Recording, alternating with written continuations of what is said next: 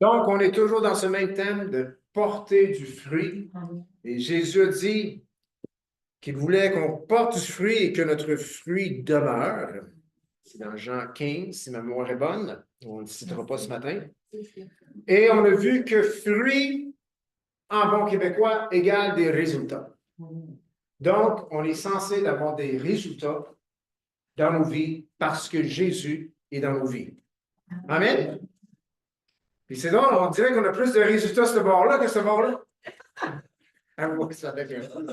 Il y a comme 2, 3 personnes plus. C'est correct, c'est une farce. Mais comme on a dit, les résultats, ce n'est pas juste des âmes sauvées. Non. Les résultats, c'est aussi des vies transformées. Et ça devrait se voir dans nos vies. Amen? On est humain, des fois la transformation, ça prend du temps, comme 15, 20, 30 ans, des fois. Pas supposé l'être de même, il me semble que ça devrait être plus vite que ça. Dieu, il est dans l'affaire. Mais ça, c'est notre côté humain qui bloque les choses souvent. Mais les fruits, c'est des résultats. L'amour, c'est un résultat qui devrait être dans nos vies.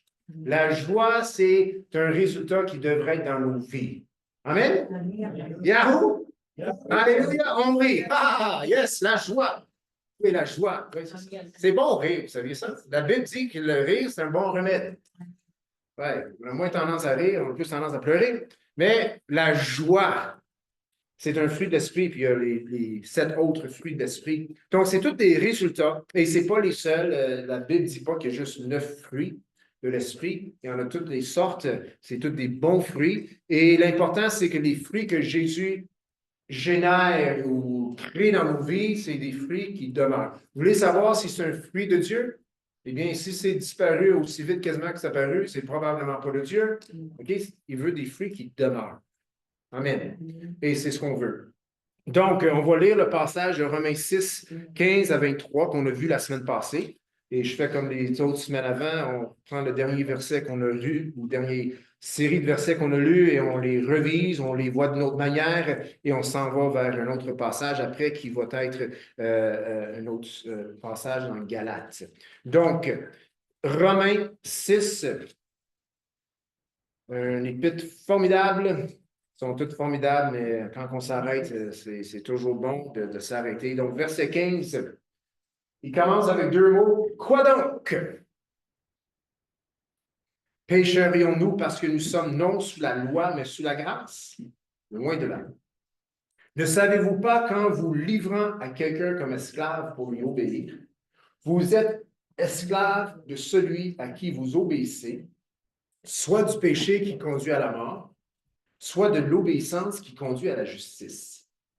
Mais grâce soit rendue à Dieu de ce que, après avoir été esclave du péché, vous avez obéi de cœur à la règle de doctrine dans laquelle vous avez été instruit.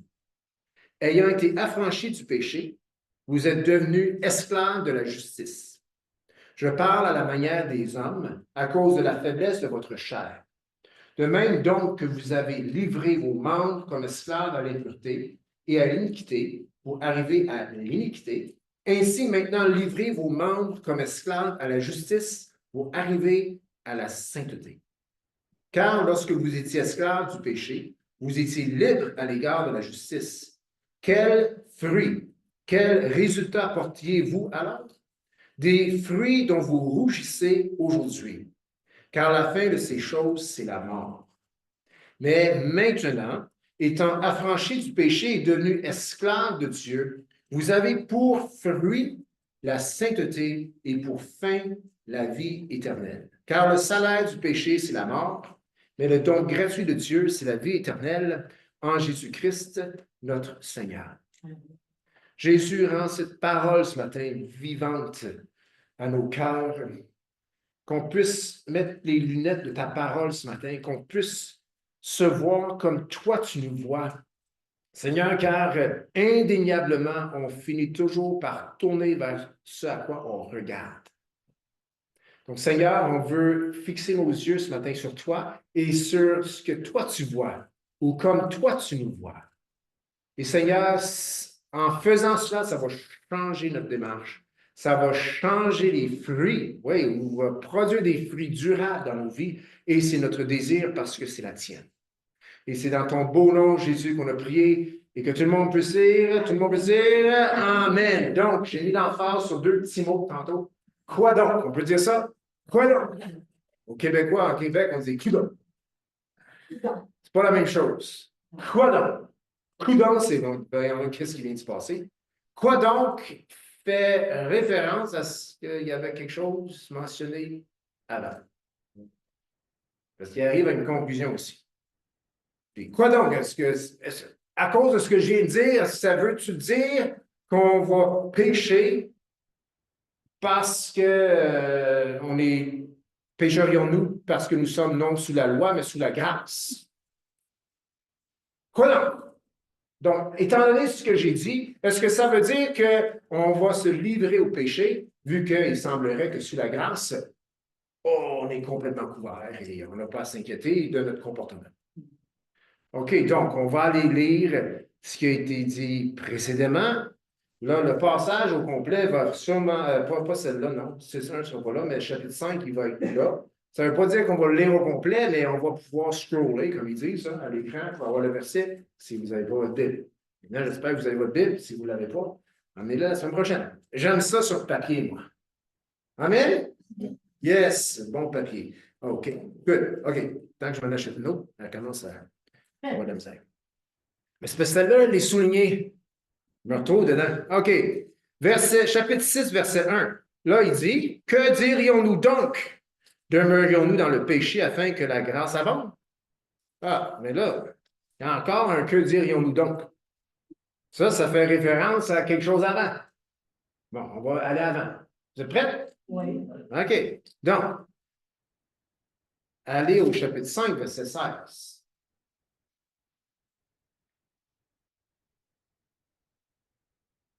Puis là, on est ici en la comparaison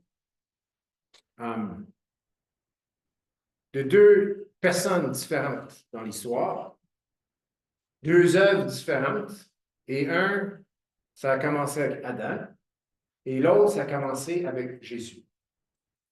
Et là, il y a une comparaison entre deux dons, entre deux situations, deux résultats, deux sortes de fruits. Verset 16, Romains 5, 16, il n'y en est pas du don comme de ce qui est arrivé par un seul qui a péché. C'est quoi le don? La personne de Jésus-Christ. Il n'est pas du don de l'œuvre de Jésus comme de ce qui est arrivé par un seul qui a péché. Car c'est après une seule offense que le jugement est devenu condamnation, tandis que le don gratuit devient justification après plusieurs offenses. Qu'est-ce qu'il est en train de dire? Il ne faut pas retourner et lire le chapitre au complet, et même si on la lirait, ça serait peut-être difficile pour nous de comprendre une shot. Fait que je vais comme expliquer les choses un peu. Le don, il n'y en a pas du don comme de ce qui est arrivé par un seul qui a péché. C'est quoi ça, un seul qui a péché? C'est Adam. Adam, qu'est-ce qu'il a fait? Il a mangé du fruit. Il a fait l'offense, une offense. Et parce que, ou à cause d'une offense, tout de suite, ça amène la condamnation. Jugement, séparation, perdition. Une seule offense a produit la condamnation. Puis là, il continue en disant, ce qui est arrivé par un seul qui a péché, car c'est après une seule offense que le jugement est devenu condamnation. Là, il dit, mais pour le don gratuit, c'est pas pareil. Tandis que le don gratuit devient justification après plusieurs offenses. Adam, il a fait une offense, le monde entier est condamné. La nature pécheresse embarque ou crée, ou disons que la nature qu'Adam avait a été, la nature qu'Adam avait a été distorsionnée, crochue, défaite, et on en a hérité après une seule offense. Et là, après ça, il y a eu bien des offenses. Offense, après offense, après offense, après offense, après offense. Pas sur des semaines, pas sur des jours, des semaines, des mois, des années, sur des millénaires, des offenses, des offenses, des offenses. Et c'est après beaucoup, longs et innombrables offenses que le don gratuit de Dieu. Quand on entend ça, on se dit, ben, c'est où est-ce qu'il s'en va, Paul, avec ça? Une offense, condamnation pour tout le monde. Ben, les offenses, possibilité de justification. Une des raisons, je pense, pour laquelle il a dit, c'est parce que si c'est après bien des offenses que finalement le don gratuit, c'est-à-dire Jésus-Christ a donné sa vie pour nous, eh bien, pendant que toutes ces offenses étaient en train d'être faites et le sacrifice, le don n'avait pas encore été donné, Dieu aurait pu changer d'idée. Puis il n'a jamais changé d'idée.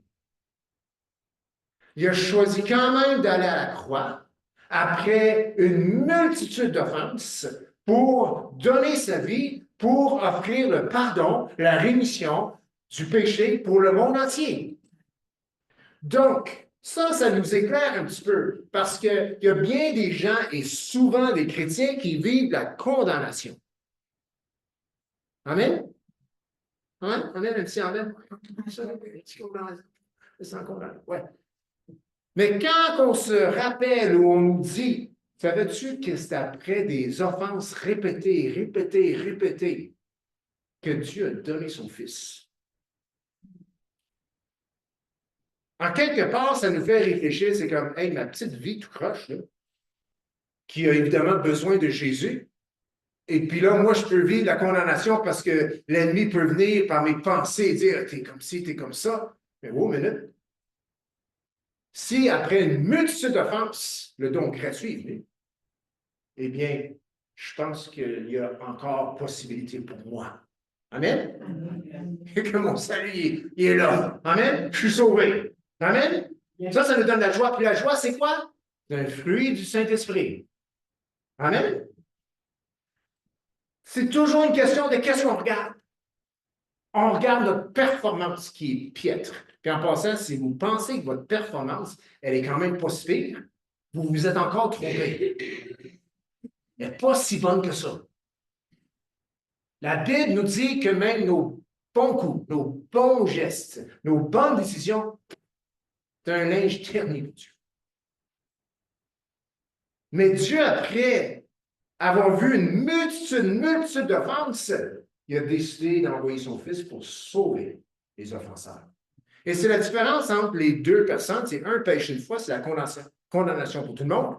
Puis l'autre, après avoir vu une multitude d'offenses contre sa personne, parce qu'on offense Dieu quand on pêche, il a choisi, lui, de donner sa vie.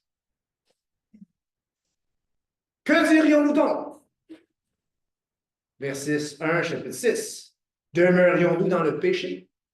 Parce que dans le fond, Dieu, pour des millénaires, a vu l'homme pécher à volonté et il a quand même été à la croix. Ça fait que si on fait ça pour des millénaires, est-ce qu'on va demeurer dans le péché?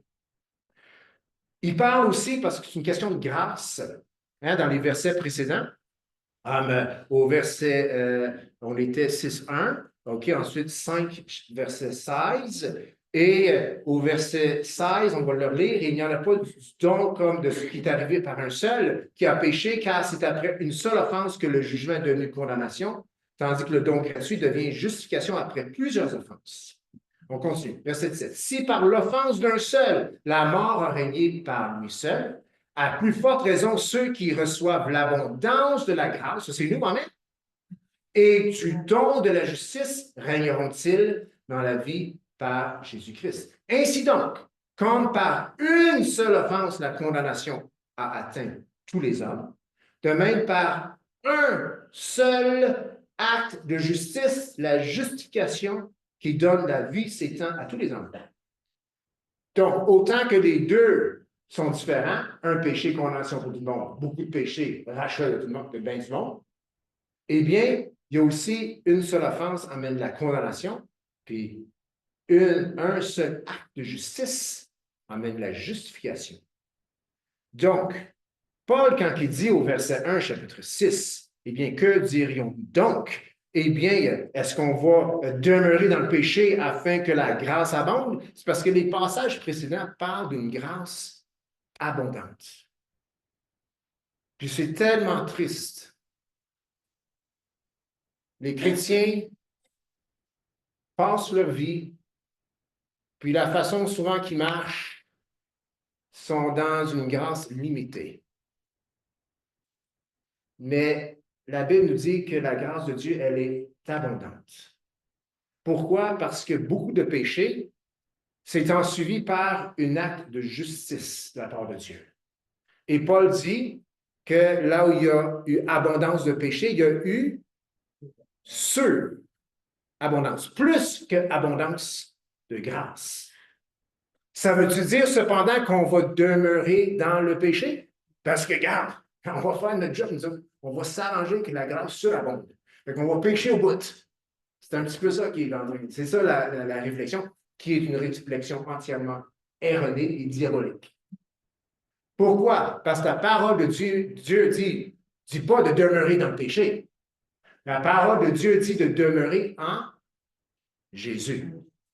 Demeurer dans mon amour. Donc, ça devient toujours une question d'obéissance. Donc, un péché emmène la condamnation. Beaucoup de péchés semblent emmener la grâce. Et la chair humaine embarque pour dire que si beaucoup de péchés emmener une surabondance de grâce, continuons dans le péché. Et Paul, en bon québécois, il est en train de dire c'est pas comme ça que ça marche. C'est pas comme ça que ça marche. Et puis, donc, le but de la grâce, il faut comprendre ici, le but de la grâce. Pour comprendre ce que Paul dit, il faut comprendre le but de la grâce et le but de la loi. Les deux ont un but. Et c'est frappant quand on constate le but de chacun. Puis, si vous avez quand même une bonne réflexion, ayant une bonne réflexion, je pense que ce n'est pas difficile de comprendre qu'on est censé d'accomplir le but des choses de Dieu. C'est-à-dire, si Dieu a là dans nos vies la grâce, puis la grâce a un but, on devrait accomplir ce but. Amen? Puis si la loi est là, eh bien, la loi aussi devrait accomplir son but, le but que Dieu a pour la loi. Amen? Qu'est-ce qui détermine le but de ces deux choses-là? C'est écrit dans la parole de Dieu. Et c'est ce qu'on va découvrir. Donc, le but de la grâce, ce n'est pas le même but que la loi. Au chapitre 5, verset 20, on voit le but de la loi. C'est drôle. Souvent, le but de la loi devient le même but pour la grâce, puis ce n'est pas supposé être comme ça. Or, verset 20, chapitre 5, or, la loi est intervenue pour que, quoi? L'offense abonda.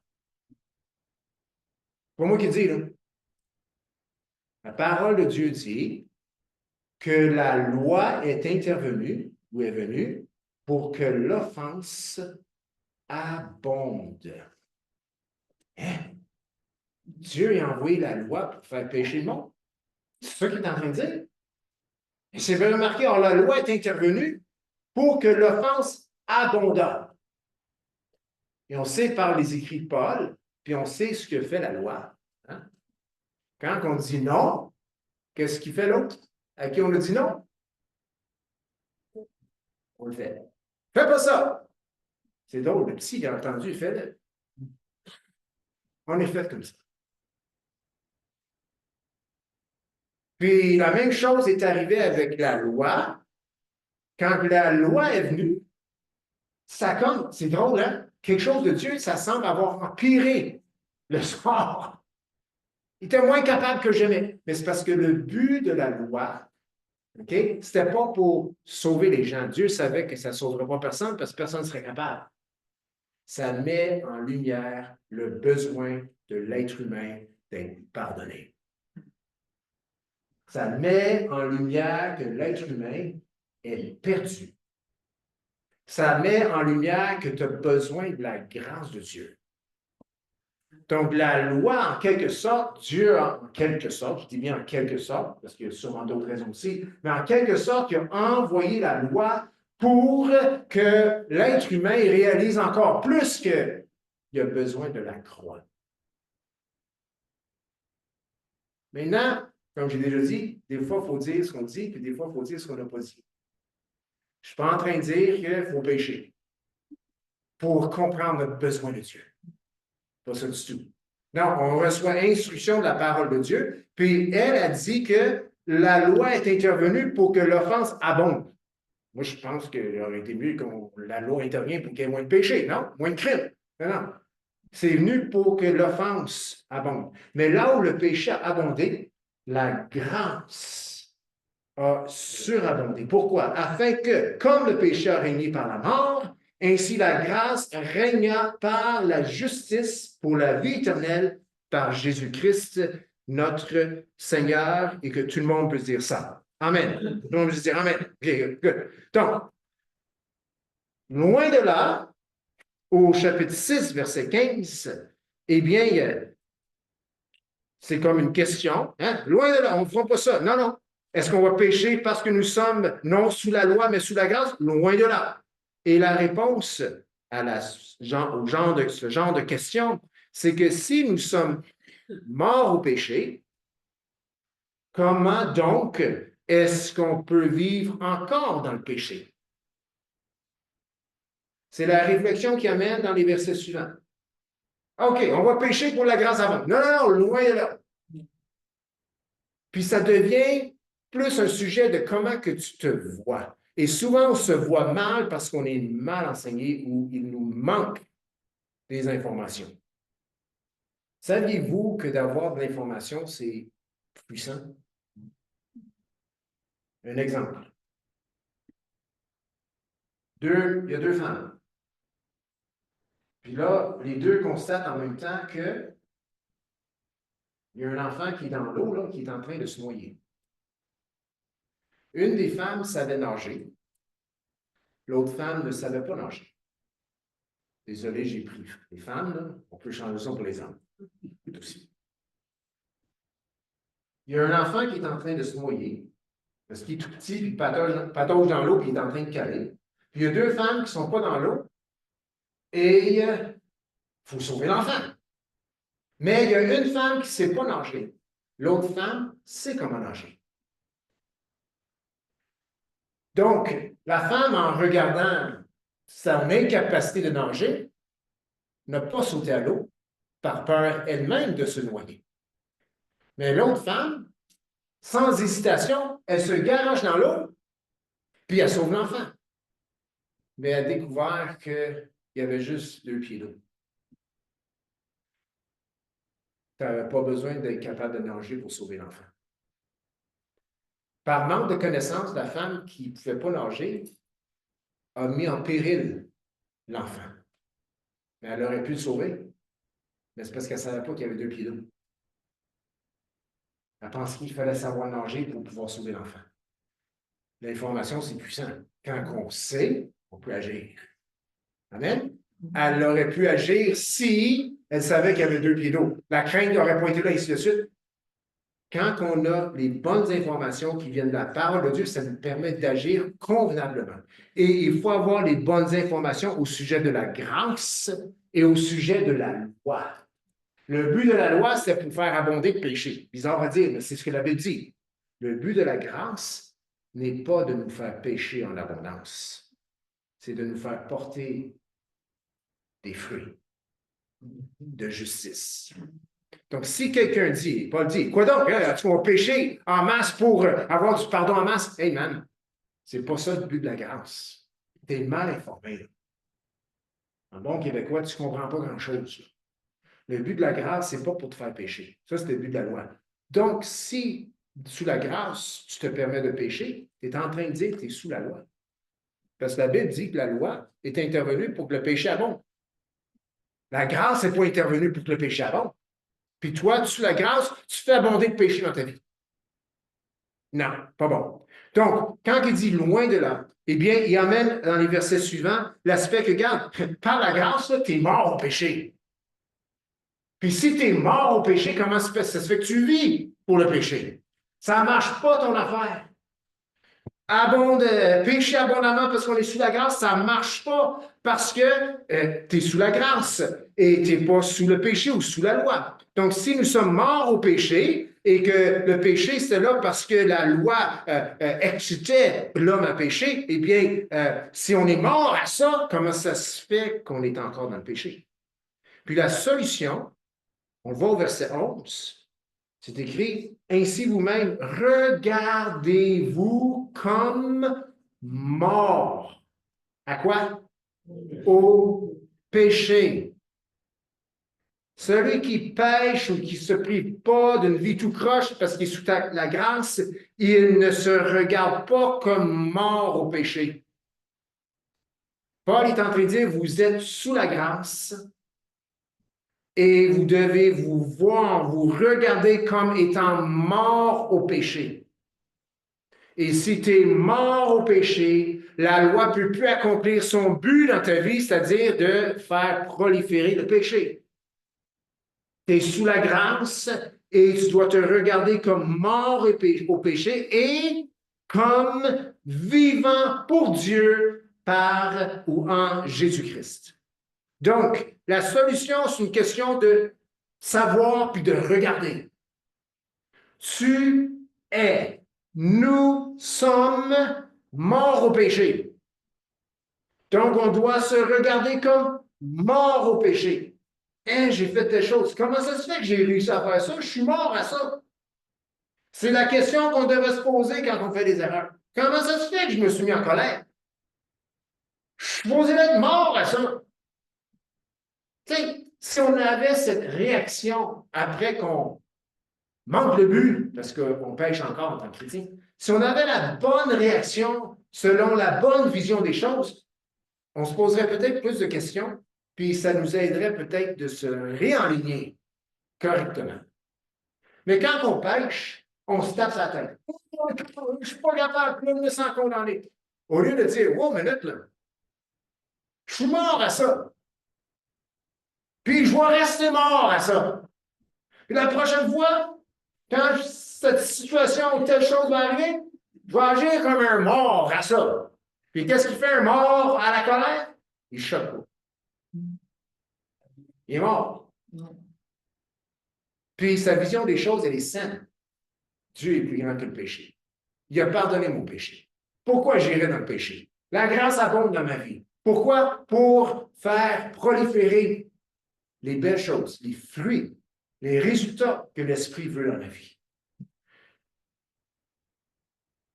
J'emmène l'illustration suivante parce qu'on a compris ici qu'il y a un but pour la loi, puis il y a un but avec la grâce. Sous la loi, si on est sous la loi, on va accomplir le but de la loi. Et selon Paul aussi, la loi emmenait les gens à pécher.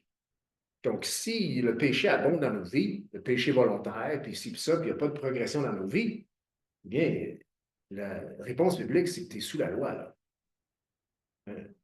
Oui. Mais si on est sous la grâce, on va aussi accomplir le but de la grâce. Donc, je veux comparer ce matin la loi et la grâce à deux parapluies. Vous savez, c'est quoi un parapluie? Oui. D'habitude, le parapluie, quand on l'ouvre, on met où? Par-dessus la tête, hein? On veut se couvrir. Habituellement. L'habitude, c'est par-dessus nos pieds. Et c'est pas une parachute non plus, elle ne te sauvera pas. OK? Ils ne sautent pas en bas du étage avec un parapluie, Mary Poppins, ça ne marche pas. Ben, ça ne t'empêchera pas de descendre. Et avoir viré, puis parapluie n'est pas fait pour ça. Parapluie, c'est pour nous protéger de la pluie. Donc, on se met sous le parapluie. La seule raison qu'on ne se mettrait pas sous le parapluie, c'est parce qu'on est courtois, puis il y a quelqu'un à côté de nous, puis on va y mettre sous le parapluie. Mais ça, c'est notre histoire. En général, on se met sous le parapluie parce qu'il pleut dehors, puis on ne peut pas se faire mouiller. On ne veut pas se faire mouiller. C'est ça qu'on fait? Good. Vous avez compris le but du parapluie. Puis quand il pleut, on rouvre le parapluie. C'est ça? Parce que c'est vraiment niaiseux d'avoir un parapluie, puis tu es dans la pluie, puis la pluie tombe sur la tête, puis ton parapluie est fermé. C'est comme, ouvre ton parapluie. On ouvre le parapluie, puis on peut réussir à arriver à la maison quand même beaucoup plus sec que si on n'avait pas de parapluie. Donc, la grâce, c'est comme un parapluie, puis la loi, c'est comme un parapluie. Est-ce que vous vous êtes déjà promené avec deux parapluies sur la tête? Non. Non. Non. Ça ne marche pas comme ça. Non. Parce que pour poser le deuxième parapluie, il va falloir que tu fasses un trou dans le premier parapluie pour tenir la manche. Et là, si tu mets un trou dans le premier parapluie, il ne servira plus. Il va couler. Tu ne peux pas avoir deux parapluies en même temps. Tu ne peux pas avoir la loi et la grâce non plus en même temps. Non. Ça ne marche pas. Donc, deux parapluies. La loi et la grâce. Le but d'un parapluie, comme je l'ai dit, c'est de nous protéger de quelque chose, soit de la pluie ou du soleil. Parce que des fois, le soleil est trop fort, ça fait qu'on met le parapluie ou le parasol. Puis, donc, le but du parapluie de la loi, en quelque sorte, c'est drôle à dire, mais c'est de nous protéger de la grâce. On a lu tantôt que le péché est venu, au verset 16, je l'ai ici, verset 18, ainsi donc, comme par une seule offense, non, c'est pas cela. La loi est intervenue, verset 20, pour que l'offense abonde. Mais si l'offense abonde, eh bien, en quelque sorte, cela nous prive de la grâce parce que quand le péché abonde dans nos vies, on ne bénéficie pas, on ne profite pas du pardon de Dieu. On profite d'une vie tout croche. Le but de la loi, dans le fond, si, selon la parole de Dieu, ça nous dit que la loi, eh bien, si on est sous la loi, on est donc esclave du péché. On est esclave du fais pas ça, fais pas ça, fais pas ça, puis le fais pas ça fait en sorte qu'on le fait. Eh bien, la loi, donc, le parapluie de la loi, nous empêche de bénéficier du parapluie de la grâce. Ça, on a besoin de la grâce. Puis c'est triste parce que souvent nos yeux sont juste pas à bonne place. On est sûr de ce qu'on a fait et ce qu'on n'a pas fait. Tandis que Dieu parle de se mettre sous la grâce au lieu de sous le parapluie de la loi. Donc, en quelque sorte, le parapluie de la loi nous protège, drôle de moi dire, nous protège de la grâce ou nous empêche de bénéficier de la grâce et ça nous dispose au péché. Ça nous dispose à marcher selon nos propres forces. Ça nous dispose à marcher selon nos œuvres, selon nos accomplissements. Maintenant, le but du parapluie de la grâce, c'est en quelque sorte de nous protéger de la loi. C'est pas que la loi est une mauvaise chose, c'est qu'on n'est pas capable. Puis vu qu'on n'est pas capable, puis qu'on vit un sentiment d'échec, puis d'incapacité, eh bien, cela nous emmène à pécher. Mais la grâce nous protège de la loi ou de l'effet de la loi. Donc, quand je suis sous le parapluie de la grâce, je suis protégé en quelque sorte de la loi et ça me dispose à porter les fruits de la justice. Et ça, c'est le but de Dieu pour nous. Je ne pense pas que je vous apprends quelque chose de nouveau ce matin. On n'est pas appelé à vivre sous la loi. C'est pas parce que la loi n'est pas bonne. On est appelé à vivre sous la grâce. Mais la grâce, loin de là. Que dirions-nous donc? Ce n'est pas le but de la grâce de nous permettre de vivre une vie de permissivité, de péché. J'ai besoin de deux jeunes hommes. Ah, ça peut être une jeune femme aussi. Une petite illustration ce matin. C'est quelqu'un? Deux personnes? Christelle, viens ici, Christelle. Ah, bonjour, viens ici. Puis Tommy. OK, c'est bon, c'est bon. Christelle, je vais te demander de te placer juste ici sur la strade. Et Tommy, tu vas t'asseoir, tu vas te tenir juste ici, debout. Attends. Vas-y, Christelle. Quand on était un esclave au marché pour être vendu, OK? L'image projetée, c'était un peu celle-là, c'est que tu avais quelqu'un derrière et qui avait, quand tu peux laver tes mains, comme ça, avec une hache. Puis tu as l'esclave qui est là, il est à vendre. Il est condamné. Là. Parce que quand tu es à vendre, tu es condamné. C'est pas où tu s'en vas. La hache peut tomber n'importe où. Lui, il ne sait pas, il n'était pas en train de regarder. C'est comme. Puis ça sème quoi dans sa vie? C'est comme, hey, il m'en va où? Ça va avoir l'air quoi de ma vie? Je suis un condamné. Je suis mort, quoi. L'âge, elle peut descendre même dans le coin. Un mauvais maître qui m'a acheté, un bon maître qui m'a acheté. Ça sème l'angoisse, ça sème l'inquiétude. Ça nous dispose vraiment à faire des conneries. En passant, les péchés, c'est des conneries. Ouais. Parce que tu es toujours sous la menace. Parce que les bourreaux, là, personne. Le fou, il est là, lui, là, dans le temps, là, il peut descendre la hache comme il veut. Puis lui, il est mort. Mais Jésus, il est venu, puis il a juste fait ça ici. Qu'est-ce qui arrive quand il est rendu de ça? Je pense que, premièrement, il va être content. Hein? Il reconnaît. Oui. Hey, elle peut descendre la hache, elle veut. Ça ne change rien. Moi, je ne suis plus sous la condamnation. Je ne suis plus sous cette hache. Je ne suis plus sous la mort. Je suis sous la grâce. Fait que, bonne réaction, c'est que, regarde, là, je vais aller vivre comme si je suis sous la hache. N'importe qui te traite de fou. Non? Voyons donc, tu vas commencer à mener une vie comme quand tu étais sous la menace, sous la condamnation, tandis que tu n'es plus sous ça dessous. Ça ne tient pas de doute.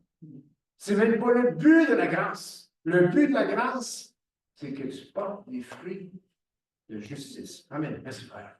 Merci, Christelle. Merci, ma soeur. Petite illustration qui grandit là. Hey, on était tous sous une hache à cause d'un homme qui a péché une fois, qui a condamné toute la gang.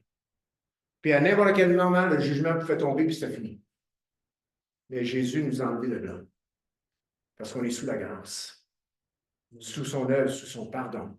Eh bien, qu'est-ce que ça fait, ça? Eh bien, sous le parapluie de la grâce, on va livrer nos membres comme esclaves à la justice. Wow! Verset 19, chapitre 6, c'est écrit. Je parle à la manière des hommes. Pourquoi à la manière des hommes? Parce qu'il parle encore d'esclaves. OK? Le mot est fort, on est esclave de Jésus, on est esclave de Dieu. Mais il parle à la manière des hommes. Parce qu'un esclave, il fait ce que le maître, puis ce que le maître dit, quoi, et ça lui est imposé. Donc, il parle à la manière des hommes. On n'est pas supposé de faire l'œuvre de Dieu parce que ça nous est imposé, parce qu'on est contre-cœur, puis on ne veut pas le faire ça, mais on le fait quand même. Non, non. C'est à la manière des hommes qui parle. Et comme un esclave obéit à son maître, eh bien, on est supposé d'obéir à notre maître qui nous a donné sa grâce. Verset 19. Je parle donc à la manière des hommes, à cause de la faiblesse de votre chair. En d'autres mots, si votre chair n'était pas si faible, je n'aurais pas besoin d'aller dans de tels détails. De même donc que vous avez livré vos membres comme esclaves à l'impureté et à l'iniquité, pour arriver où? À l'iniquité. Et c'est frustrant, ça. Impureté, iniquité, pour arriver où? Exactement où est-ce qu'on était, à l'iniquité. Ainsi que maintenant, livrez vos membres comme esclaves à la justice. Tu es sous la grâce et le but du parapluie de la grâce, c'est que tu sois esclave à la justice. Pourquoi? Pour arriver à quelque part. Et pas pour arriver au point de départ, pour arriver à la sainteté. Nous sommes sous le parapluie de la grâce. Et le but de la grâce, c'est qu'on arrive à la sainteté. Amen. Excuse-moi. Romains 6, verset 19. On va le lire. Merci. Je parle à la manière des hommes, à cause de la faiblesse de votre chair, de même donc que vous avez livré vos membres comme esclaves à l'impureté et à l'iniquité, pour arriver à l'iniquité. Ainsi, maintenant, livrez vos membres comme esclaves à la justice, pour arriver à la sainteté. Nos membres. Ça, c'est des membres. C'est des membres, ça. Ah, celle-là aussi. C'est un membre. Les deux pieds. Hein? C'est des membres. On est supposé livrer ces choses-là à la justice pour arriver à la sainteté. Donc, si tu veux arriver à la sainteté, si nous voulons arriver à la sainteté, qu'on s'arrange que nos membres font ce que Jésus veut. Amen? On est sous la grâce. Et si on fait ça, on va arriver à la sainteté. Et en passant, la sainteté, c'est un résultat, c'est un fruit que Dieu veut qu'on porte. Donc, pour faire une conclusion, le parapluie détermine en quelque sorte le fruit. Si tu es sous le parapluie de la loi, tu vas porter le fruit du péché, comme fruit le péché. Si tu es sous le parapluie de la grâce et que tu as vraiment compris la grâce, tu vas porter les fruits de la justice. Et c'est drôle, justice. Jésus est notre justice. C'est lui qui nous a donné le parapluie de la grâce. Donc, dans le fond, les fruits que nous portons vont lui ressembler. Amen?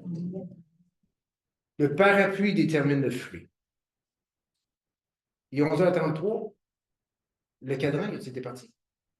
Et après, c'est merveilleux, on peut y aller jusqu'à 3h cet après-midi. Merci, ils nous font grâce. Non, ça ne sera pas trop. Galates 6. Romains, Galates. Et là, on a parlé de deux parapluies qui, dans le fond, on porte des fruits du parapluie sous lequel on est, ou on accomplit le but du parapluie sous lequel on est. Et on le sait, on n'arrive pas toujours à porter les fruits selon le parapluie. Hein? Le parapluie qu'on a, poser une projet de la pluie, puis je suis trempe. Il faut poser les domaines. La grâce est supposée produire des fruits de justice dans nos vies. Puis, l'Épître aux Galates, c'était des gens qui avaient retourné sous la loi. Ils avaient vécu la grâce, ils avaient vécu la puissance du message de l'Évangile apporté par l'apôtre Paul. Puis par la suite, ils sont retournés sous la loi. Qu'est-ce qu'ils ont fait? Ils ont changé de parapluie. Oui. Et ça ne leur a pas emmené à bon port. C'est drôle, c'est dans Galates qu'on mentionne les 9 fruits d'esprit. Mais il est en train de parler à un groupe de chrétiens qui sont retournés sous la loi, sont sous le parapluie de la loi, bien qu'ils sont chrétiens. Okay? La grâce de Dieu, elle est grande. Okay? Il y a toujours possibilité de retour. Il y a toujours possibilité de correction. Amen? Correction dans le sens, pas de se faire corriger, là, mais de se revenir sur la bonne traque. Donc, ils étaient sous le parapluie de la grâce, sont maintenant sous le parapluie du péché, de la loi, et ils sont en train de commettre des péchés peut-être pas aussi graves que les Corinthiens, puisqu'il y avait de l'inceste, et plein d'affaires terribles, terribles. Mais un péché qui est vraiment là, c'est leur confiance dans leurs œuvres pour les amener à salut. Ils sont sous la loi, et le but de la loi, ou le résultat de la loi, ça nous fait faire des choses qu'on ne devrait pas faire. Donc, ce groupe de chrétiens, eh bien, sont sous le parapluie de la loi, bien qu'ils ont vécu la grâce. Et c'est pour ça que si tu vas au collège biblique ou tu fais des études bibliques, souvent Romains et Galates sont ensemble. Ils traitent les mêmes sujets. Okay? La loi, la grâce, et ainsi de suite, et la justification, et ainsi de suite. Et donc, les Galates sont retournés sous la loi, et donc, non seulement est-ce qu'il y a deux parapluies qui sont là, mais il parle aussi dans Galates des fruits qu'on devrait avoir quand on est sous le parapluie de la grâce.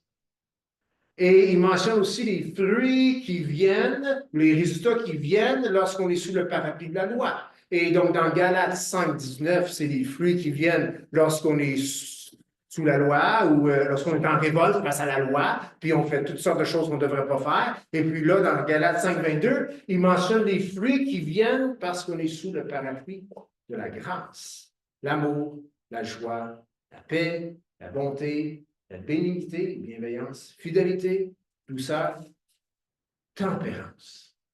Amen? Tempérance. Une petite parenthèse. Moi, je suis tempérant, je ne bois plus. C'est bien.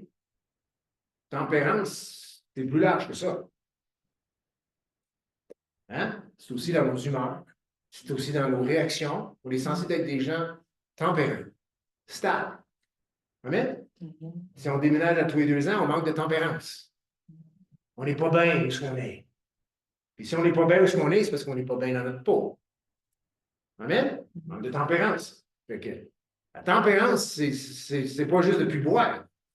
Okay? D'ailleurs, il y a des gens qui prennent un peu de vin, sans en faire un excès, qui sont plus tempérants que des gens qui sont très sobres. Donc, transformation intérieure.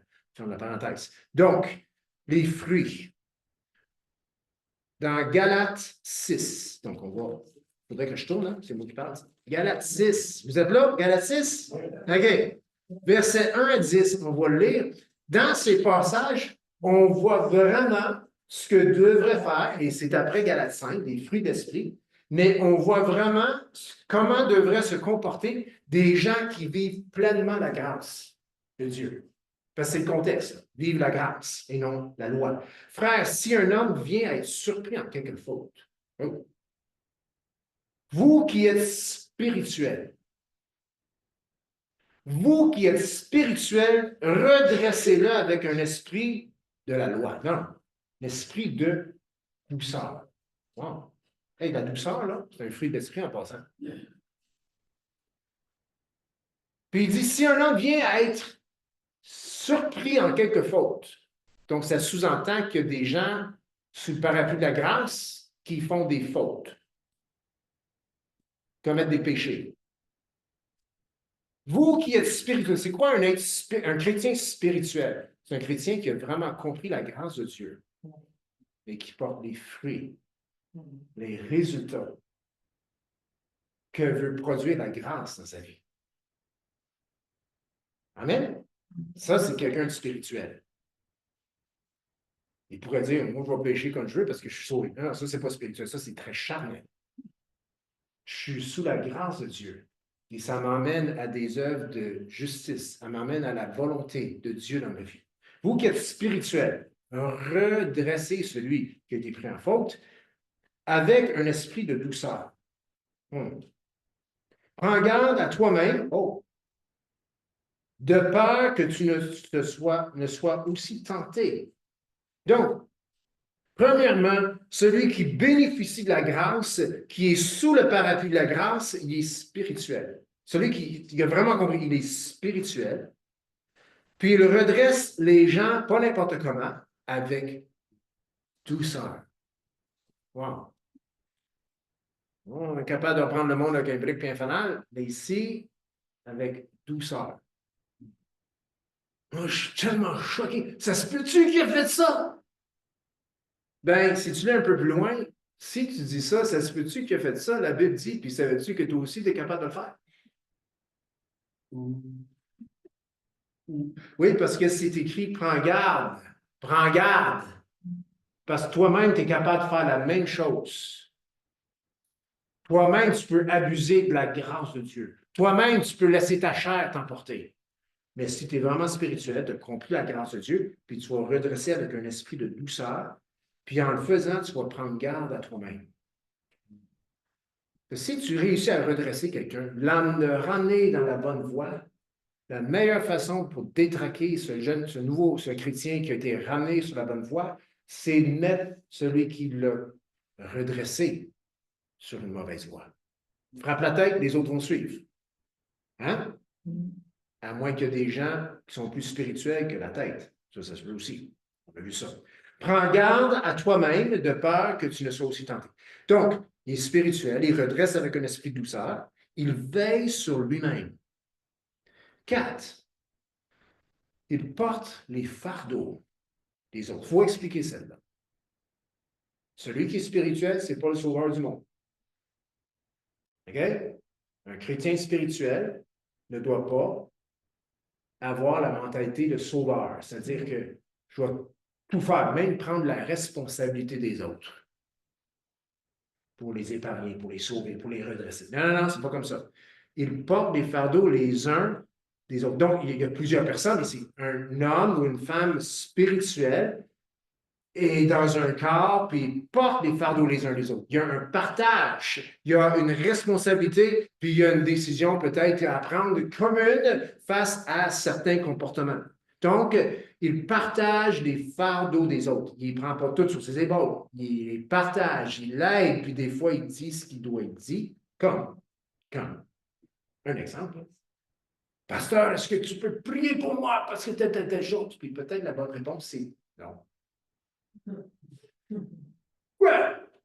Pourquoi tu ne pries pas moins? Ben, c'est parce que la raison que c'est comme ça, c'est parce que tu fais ça. Et si moi je prie pour toi, je suis juste en train de t'aveugler. Je préfère te parler puis semer dans ta vie. Quoi faire?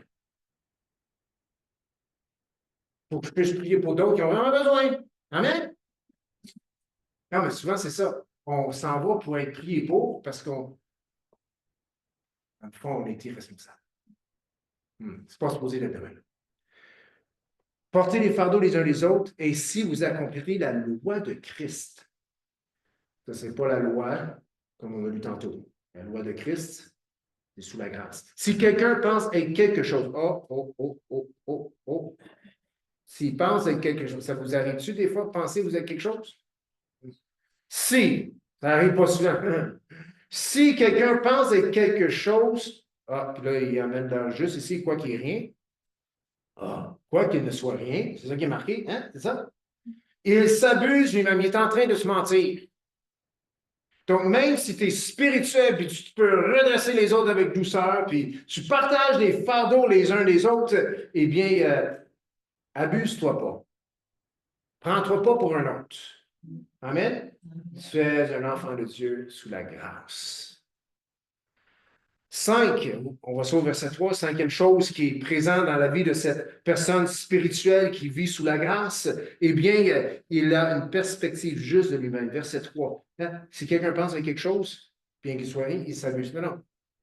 Celui qui est sous la grâce, il se voit comme Dieu le voit. Amen?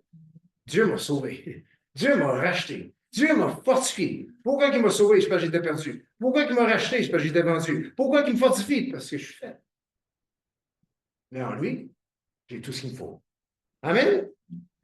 6. Donc, il a une perspective juste de lui-même. 6, au verset 5, je sais que c'est mélangé un peu, 6, mais au verset 5, il porte aussi son propre fardeau. Il portera, que chacun porte son fardeau. Amen? Il y aurait bien moins de porter les fardeaux les uns les autres si tout le monde porterait son propre fardeau. Mais ce qui arrive, c'est que des fois, il y a des fardeaux dans nos vies qu'on ne peut pas porter tout seul, puis là, il faut porter les uns les autres les fardeaux. Amen? Mais les fardeaux qu'on est censé et capable de porter nous-mêmes, c'est pas les autres à les porter. Amen? Hey, après avoir vécu la grâce de Dieu, il est possible de porter nos propres fardeaux. Amen? Et quelque chose d'autre qui est présent au verset 6. Oh, il parle d'argent. Oh non. Le pasteur ne parle pas encore d'argent ce matin. Il ne parle pas si souvent que ça en passant. Je pense que c'était lundi ou mardi passé, on a payé dans les paiements d'hypothèque. Amen? Yes. Gloire à Dieu. Yes, amen. Mais ici, on nous dit que celui à qui l'on enseigne la parole fasse part ou de tous ses biens à celui qui l'enseigne. Bon, dans ma version, c'est tous ses biens. Donc, c'est une part de ses biens, mais en quelque part, on reconnaît que lorsque je suis nourri dans mon esprit, il y a une facture attachée. Ah non, pas ça, c'est différent. Tout est gratos. Ils n'ont pas de compte à payer, il n'y a pas d'hydro, pas d'hypothèque, tu l'as dit, il n'y a plus d'hypothèque. Non, c'est plus grand que ça. C'est que parce qu'on fait partie d'une église locale, on est enseigné. Amen? Amen. Puis quand on donne l'information, c'est quand on a l'information de Dieu, on a la puissance de Dieu. Amen? Il n'y a rien de pire qu'un chrétien ignorant.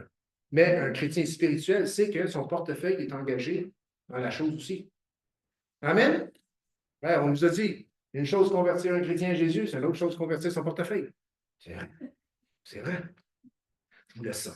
Donc, son portefeuille est soumis à l'enseignement de Dieu. Et verset 8, une autre chose présente dans l'être spirituel, le chrétien spirituel vivant sous le parapluie de la grâce, au verset 8, celui qui sème pour sa chair moissonnera selon la chair, la corruption, mais celui qui sème pour l'esprit moissonnera de l'esprit la vie éternelle. Donc, l'homme, la femme, le chrétien, l'enfant de Dieu sous le parapluie de la grâce, il sème pour l'esprit.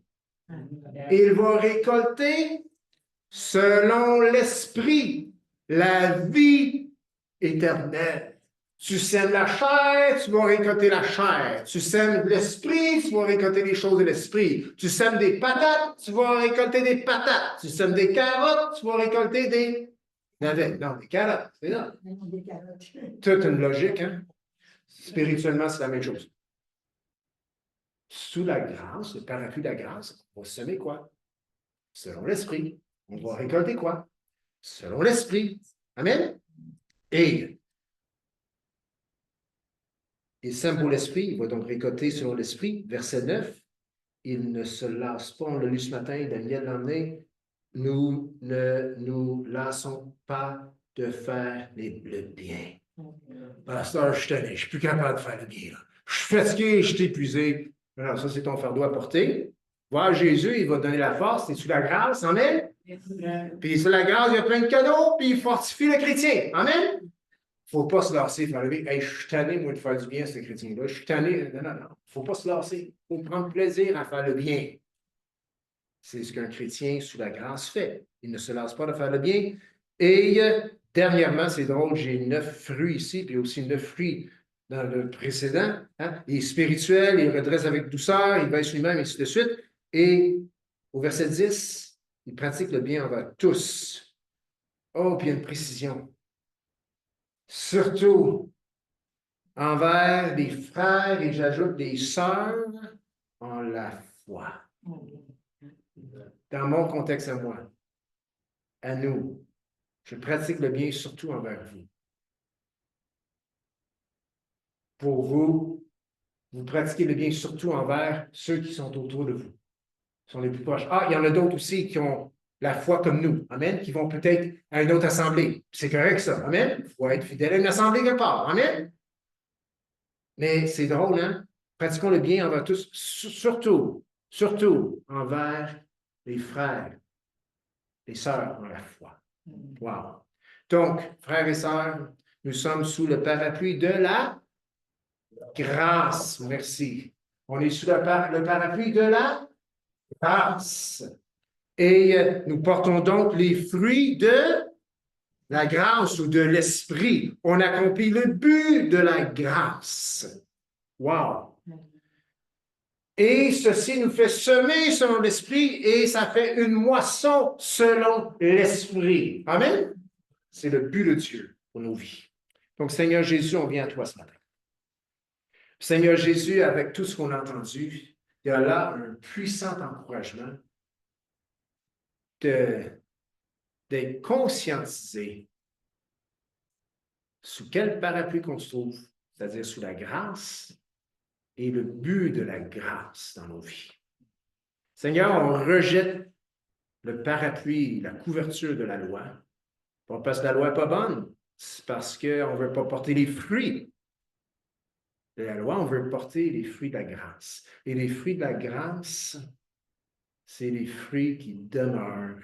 C'est les fruits que Jésus amène. C'est les fruits qui sont selon la parole de Dieu, puis qui sont selon l'Esprit, puis on accueille ces fruits dans nos vies. Et Seigneur Jésus, ce que je te demande, c'est pour chacun de nous, si quelque part aujourd'hui, demain, cette semaine, et même dans ce temps de jeûne et prière dans lequel on embarque, Seigneur, si on est en train, ou dans ce temps, on va faire un faux pas, qu'on puisse, Seigneur, que l'alarme puisse sonner, que la lumière puisse, rouge puisse s'allumer, puis qu'on puisse dire, ah non, qu'est-ce que je suis en train de faire? Je ne suis pas sous ça. Je suis sous la grâce de Dieu. Puis qu'on puisse se retirer, puis juste te dire merci, puis d'accomplir ta volonté parce qu'on est sous ta grâce, Jésus. On est sous ton amour, on est sous ta paix. On est sous, Seigneur, le règne de ton esprit. Seigneur, on veut te dire merci pour ça. Et c'est dans le beau, précieux nom de Jésus qu'on a prié, que tout le monde puisse dire Amen. Je ne sais pas si ça vous a aidé un matin, si ça ne vous a pas aidé, mais écoutez la vidéo.